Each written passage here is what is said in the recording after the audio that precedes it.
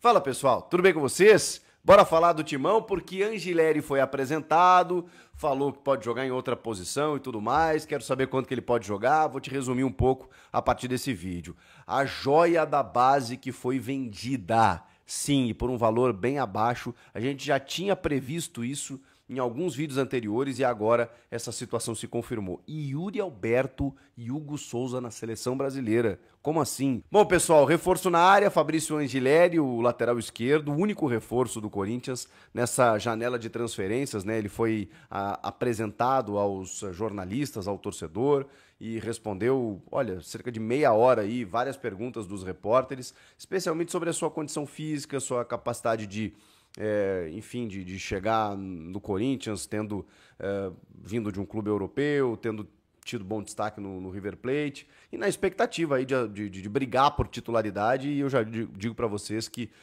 vai demorar um pouquinho a questão do ritmo de jogo, mas ele vai ser titular, ele veio para isso especificamente, indicado inclusive por Ramon Dias, para ser o lateral esquerdo do Timão. Ele falou sobre a sua condição física, de que ele vinha treinando e que ele está pronto, se sente pronto, claro que obviamente, né, depende aí a questão do ritmo de jogo.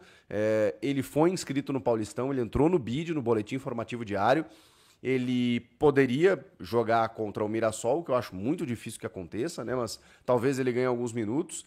E na Libertadores da América ele ainda não pode, né? O Corinthians depois viaja para o Equador na segunda-feira para encarar o Barcelona de Guayaquil, quarta, 9h30 da noite, mas ele não pode atuar, ele só pode atuar a partir da fase de grupos, porque depois que você começa a fase eliminatória da competição, você não pode alterar a sua lista, só depois que você entra na fase de grupos. Então, ele não pode jogar contra o Barcelona nesses dois jogos, né? O primeiro no Equador, depois a decisão na Neoquímica Arena. O Paulistão, ele pode. Então, se ele não entrar nesse jogo contra o Mirassol, o Corinthians avançando, na sequência ele pode ser utilizado normalmente. A questão é que agora precisa trabalhar para adequar a sua questão física em relação aos outros atletas do elenco e jogar, né? Vai ter que entrar, jogar, e diz que inclusive pode jogar de zagueiro.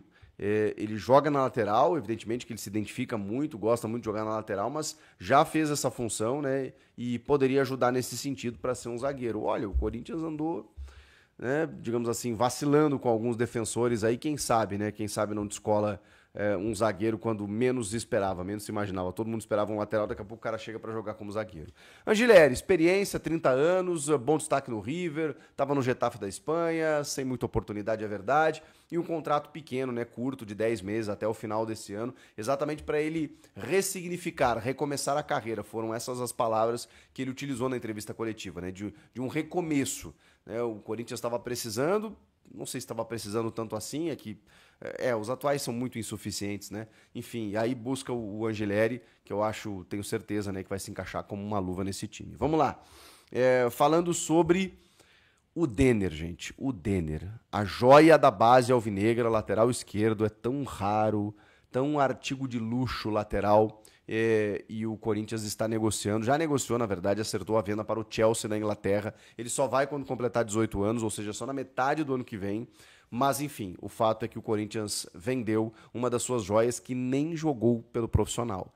Ele fez gol na final da Copinha, o Corinthians perde para o São Paulo, mas ele faz um golaço, um belíssimo gol, né? Corta o zagueiro com a perna esquerda e chuta de perna direita no ângulo. Muito bom jogador, 17 anos apenas, e foi vendido por um valor muito baixo. E eu vou explicar por quê, né? Por conta de uma manobra do empresário, ele teve que ser vendido por 10 milhões de euros. Até melhorou em relação à última oferta, né? Os caras tinham proposto pagar cerca de 8 milhões, pagaram 10 dessa vez. Com mais 4 milhões de euros em bônus, que são perfeitamente aplicáveis jogando aqui no Brasil. Ou seja, ele vai, provavelmente, a partir de agora, né? Porque o Corinthians estava escondendo ele, né? Ele não estava jogando pelo profissional, exatamente por conta desse assédio europeu. Agora não, agora que ele já está negociado para o Chelsea, ele vai receber mais oportunidades, pelo menos é o que eu espero, justamente numa posição que o Corinthians acabou de contratar o Angileri, né? Mas enfim, o Denner é considerado sim uma das joias, e todo mundo entendeu que 10 milhões de euros era um valor muito abaixo pelo que ele poderia representar. Só que tem um detalhe, né? Ele poderia sair, o Corinthians poderia perder o Denner para um time brasileiro e por 10 milhões de reais. Exatamente porque a negociação, ela para uma renovação, por exemplo, ela não aconteceu. Então, como ele tinha um salário base da categoria de base bem abaixo e a multa rescisória ela é referente, ela é balizadora justamente para esse valor do salário, 2.000 vezes sequer, ele poderia sair praticamente de graça. Então, o Corinthians conseguiu... o Augusto Melo já tinha explicado. Por que vendeu um garoto por 8 milhões de euros? Vendeu por 10 agora. Mas por que vendeu por 10 se poderia vender mais? Porque ia perder por 10 de reais. Agora vende por 60 milhões de reais. Não podia perder essa venda, então ficou um brete, né? Houve uma forçação aí do Giuliano Bertolucci, que é o empresário dele, que tem 78 milhões para receber do Corinthians. Então, o cara meio que tem uma certa magia, né? Uma certa... né? crescida para cima do Corinthians aí, e ele que define, né, praticamente quando que a venda acontece. O Denner acertado com o Chelsea da Inglaterra, vai na metade do ano que vem, como eu disse para vocês. Pra gente fechar, cara, achei meio louco isso, mas a seleção brasileira divulgou uma lista de 52 nomes numa pré-lista do Dorival. A convocação definitiva vai ser na próxima sexta-feira. Eu tenho dúvida se essa pré-lista ela motiva o jogador, que acho que parece ser esse o intuito, ou se ela desmobiliza, né, depois do fato consumado, né? Porque muitos estão saindo agora e daqui a pouco não estarão na semana que vem. Muitos já estão com essa expectativa aí. Então, sei lá... A gente precisa entender aí qual o motivo, né, dessa divulgação dessa pré-lista. E nessa pré-lista de 52 nomes, temos lá Hugo Souza e Yuri Alberto. Hugo Souza e Yuri Alberto. Deixa eu até pegar os concorrentes dos dois, né? Porque eu tô com a lista aqui. Ó, Alisson, do Liverpool, tá jogando bem, hein? O Liverpool tá numa fase boa e o Alisson voltou a viver um grande momento. Eu sei que todo mundo acha que ele já passou na seleção e tal, mas o cara é um puta goleiro, né, da Premier League, num time que pode ser campeão da Premier League esse ano. O Bento, né, ex-Atlético Paranaense, que tá lá no Al Nassr jogando com o Cristiano Ronaldo. O Ederson, do Manchester City, esse não vive uma fase tão boa, porque o Manchester City também não vive. O Hugo Souza, como eu disse, o Lucas Perry, ex-Botafogo, atualmente no Lyon da França, e o Everton do Palmeiras, também apareceu na pré-lista aí, já teve muitas oportunidades, é um goleiro mais veterano, mas muito seguro também. Acho que o Hugo tem chance aí de pegar uma vaguinha entre os três principais. Entre os atacantes aqui, pra gente ver com quem que o Yuri Alberto tá concorrendo. Cara, de 9, eu vou dizer pra vocês, bom, tem o João Pedro do Brighton, o Igor Jesus do Botafogo, e só, hein? O resto aqui é Rafinha, Rodrigo, Luiz Henrique, Savinho, tudo ponta, né? Martinelli, Estevão, Bruno Henrique também joga de 9, né?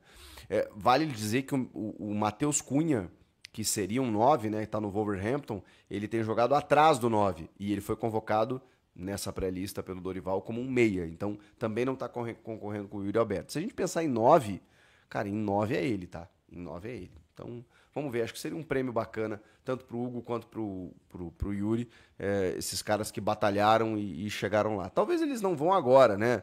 É uma lista de 52 nomes, ele vai ter que afunilar bem essa lista, mas eu sei que deve estar mexendo com a cabeça deles aí, tanto do Hugo quanto do Yuri Alberto.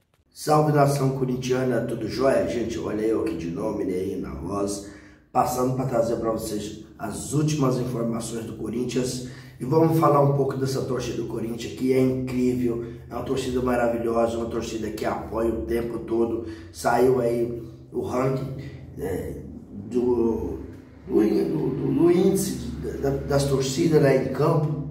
O Corinthians está aí com recorde de público em todos os jogos, sendo ele no Campeonato Paulista ou na pré-Libertadores. A Neoquímica Arena está sempre lotada com mais de 40 mil torcedores.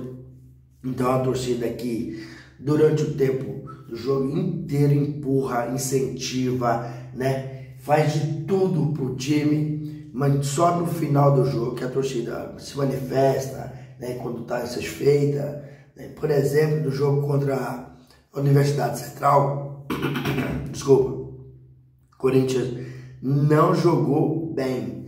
Então, ao final do jogo, os jogadores foram até a arquibancada para cantar o Poropopó com a torcida. A torcida não cantou. A torcida deu um recado direto para os jogadores que não está satisfeita. Os jogadores não estão conseguindo performar em campo, não estão conseguindo jogar coletivamente. Corinthians passou para a Universidade Central, mas um sufoco. É um time semi-amador, onde o Corinthians teve muita dificuldade. A Globo teve a maior audiência da história no jogo de pré-libertadores, né? Com mais de 25 pontos de audiência. Isso mostrou o interesse do público ao Corinthians iniciar o jogo ganhando. Depois a Universidade Central empatou, Corinthians virou por 2-1, a Universidade Central empatou e o jogo estava indo para os pênaltis. Pênalti é muita sorte, é loteria, é uma série de coisas. A pressão era toda do time do Corinthians. A Universidade Central veio para cá fazer o que pôde, mas a responsabilidade de classificar não era da Universidade Central da Venezuela, era sim do Corinthians. E era do Corinthians. Estádio lotado, investimento milionário, um time muito mais qualificado, né? Só um mês de pai ganha mais que o time da Venezuela inteiro. A Venezuela está participando da pré-libertadores pela primeira vez, né? É o 6º colocado do seu campeonato local, né? Tem uma vitória em 2025, então a responsabilidade era toda inteira do Corinthians. E a torcida estava manifestando, a torcida estava empurrando, a torcida estava incentivando. E aos 43 minutos, o Roberto recebeu o cruzamento e bateu uma bola, um golaço, salvou o Corinthians. E o Roberto, que marcou 2 gols, e o goleiro Hugo Souza, que fez 3 defesas extremamente milagrosas. Teve uma defesa que foi a cabeçada, que ele caiu dentro do gol, de tão força que foi, e estava queima-roupa. Então, se não fosse esses 2 jogadores, o Corinthians teria sido eliminado. Um vexame na história do Corinthians se o Corinthians fosse eliminado por um time semi-amador. Por isso que a torcida não está feliz. E já no domingo, a partir das 18h30, o Corinthians tem um time muito mais qualificado que a Universidade Central pela pré-libertadores. Corinthians tem quarta de finais, Mirassol e Corinthians, Corinthians e Mirassol, Neoquímica Arena, jogo único, não tem essa que se você errar, no próximo jogo você conserta. É jogo único, se errar, será eliminado. E quantas vezes que o Mirassol é mais time do que a Universidade Central? Acho que, na minha modesta opinião, 1000 vezes mais. Então o Corinthians vai ter que jogar muita bola, e nós temos muitos problemas defensivos no time, começando na defesa. Ramalho não está bem, você vai para lateral esquerda, a lateral esquerda nenhum dos jogadores tem conseguido performar. Exemplo, desculpa, Diego Palácio não consegue performar. Mateuzinho é um lateral que é bom para atacar, mas defensivamente é muito ruim, fica um buraco na defesa. Aí você pega Hugo é bom na lateral esquerda para se defender, para atacar e não apoia. Então nós temos jogadores com falha, tanto para o ataque, no caso de lateral esquerdo, quanto para se defender. E por isso o Corinthians apresentou ontem o lateral esquerdo Fabrício Angileri, de 31 anos, foi revelado no River Plate, jogou muito no River Plate, mas no Getafe, onde ele estava, não estava tendo oportunidade, e acertou com o Corinthians. Foi apresentado ontem, deu uma coletiva, mais ou menos, sei lá, uma meia hora de coletiva, falou de vários assuntos, falou de um contrato curto que ele tem de 10 meses, para realmente ressurgir, né, da sua carreira. É um cara experiente, em 31 anos, e tá chegando para ajudar, tá chegando para ser titular, porque é um pedido do técnico Ramon Dias. E ele disse mais, que pode jogar na defesa também. E depois dessa coletiva, ele já foi pro campo, já treinou, já se ambientou ali com os companheiros. Ele só não pode jogar na pré-libertadores, porque quem foi inscrito na pré não pode mudar. Corinthians, se passar por Barcelona de Guayaquil na quarta-feira que vem, e aí o Corinthians já tem lá na Barcelona e depois tem o jogo de volta. Passando, aí entra na fase de grupo. Se entra na fase de grupo, pode ser inscrito Fabrício Angileri. Já no Paulistão, já pode jogar até domingo mesmo. No Paulistão não tem isso. Porém, é um jogador que está há 9 meses sem jogar futebol. Então precisa de readaptar, né, no seu condicionamento físico, no seu preparo físico, né? Então eu não sei se ele vai entrar jogando. Mas se o Corinthians precisar dele, pode utilizar, porque está liberado para jogar no Paulistão. Gente, vamos mudar um pouquinho de assunto e vamos falar aí de Yuri Alberto, que salvou o Corinthians na quarta-feira, diante da Universidade Central, marcando 2 gols. E falar também de Hugo Souza, que salvou o Corinthians também, fazendo 3 defesas extremamente milagrosas. Ontem, Dorival Júnior, técnico da Seleção Brasileira, acabou divulgando uma lista de 52 jogadores pré-convocados. Isso não quer dizer que são esses 52 jogadores. É uma pré-lista de nomes, de possíveis nomes que serão convocados na lista oficial. E dentro dessa lista tá Yuri Alberto e o goleiro Hugo Souza do Corinthians. Então, isso vai mexer com o jogador. Por um lado, positivo, que traz uma esperança deles entrarem na lista final, né? Na lista oficial, e também pode trazer um pouco de chateação de ter visto o nome deles na pré-lista e depois na lista oficial não está. Mas eu acredito que tanto o Hugo Souza quanto o Yuri Alberto, eles em algum momento voltarão à seleção brasileira, porque são 2 jogadores que têm trabalhado muito, muito bem, têm feito a diferença, têm ajudado muito o Corinthians. Por mais que a seleção tenha bons goleiros, tem bons atacantes, mas esses 2 jogadores do Corinthians, Yuri Alberto e o goleiro Hugo Souza, têm totais condições de fazer parte dessa lista oficial da seleção brasileira. E aí, filho, o que vocês acham? Hugo Souza e Yuri Alberto serão convocados para a lista oficial do Dorival Júnior? Deixa aqui no canal um comentário, um like e a inscrição. Sem mais delongas, até o próximo vídeo. Tchau, tchau.